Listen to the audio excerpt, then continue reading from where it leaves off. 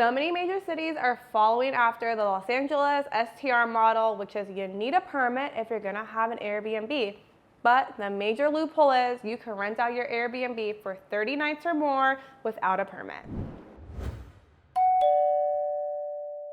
I'm Mercedes with MBX Homes, and we have been dealing with permitting regulations for so many years. And I'm here today to let you know, do not get discouraged if you cannot get that permit from your city. Because guess what? We've been in your shoes before, and we get new homeowners every day who simply cannot get that permit. And we have mastered the art of securing these awesome long-term, over 30-night-day rentals for our homeowners here in Los Angeles, and we want to teach you the tricks.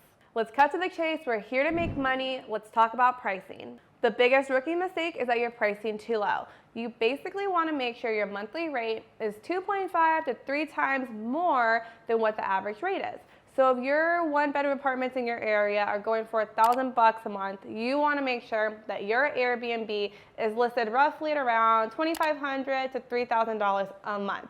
We're not price gouging. The reason why we're charging way more is because utilities are included and it's fully furnished. They're using all your appliances, they're using your AC, the heater, etc. Airbnb, when you do a monthly rental, automatically suggests they do a 40% discount on rentals 30 nights and more. And that's ridiculous. We're not gonna do that big of a discount. We suggest doing a simple 5 to 10%.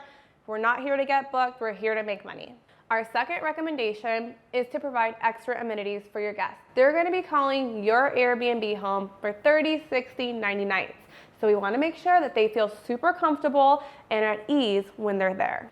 Every Airbnb should already have an extra set of sheets and towels, but they're going to be there for extra length of time. And to be quite honest, I would rather have my long-term guests go through 4 sets of sheets and wash them all the time and be clean than use the same set of sheets for that long of time, which let me tell you, it happens and it's gross and you don't want to go there. We also leave a basket full of cleaning supplies that the guests can use, and it's in a very visible area, and this just helps promote the guests to clean up after themselves and basically not to trash our place. And here's an MBX pro tip.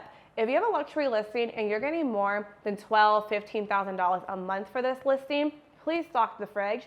Ask them, what are your favorites? Do you like Diet Coke? What kind of water do you drink? Do you drink espresso or drip coffee? And add custom touches to the kitchen so when they walk in, their fridge is kind of stocked, they have the machine they like, and they feel right at home. Our third and last recommendation is to be flexible with your guests. They are spending so much money at one time to stay with you, so the least you can do is be a little flexible. And what I mean by being flexible as a host is if you have locked cabinets and locked closets that are maybe supply closets, or you have your personal items, take it out, let them use the closets. They're there for so long that the least you should do is give them the accurate space that they deserve and what they're paying for. And finally, something that MBX Homes does, and our homeowners love that we do this, if we have a high-end paying client in one of our luxury homes, we offer either weekly or monthly housekeeping service.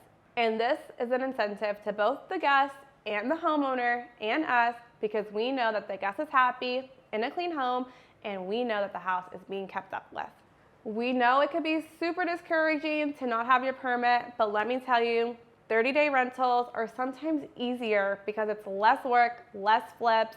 You get to make a connection with your guests, and let me tell you, you could still make decent money, pay that mortgage, and have passive income.